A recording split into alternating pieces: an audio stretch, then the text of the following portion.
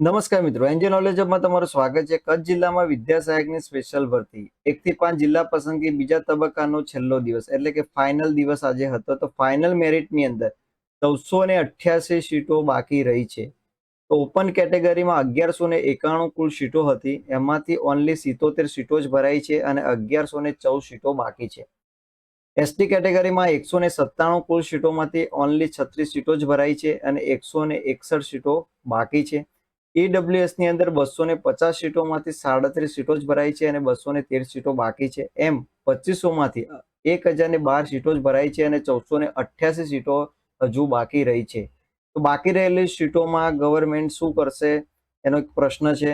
હવે જ્ઞાન સહાયકમાં ભરશે કે કેટેગરીમાં કન્વર્ટ કરશે એ તો હવે વિદ્યા સહાયકની જે ભરતી બોર્ડ છે એ જ વિચારશે।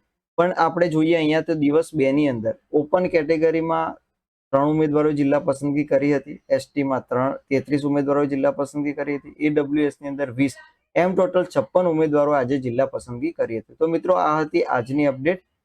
Thank you.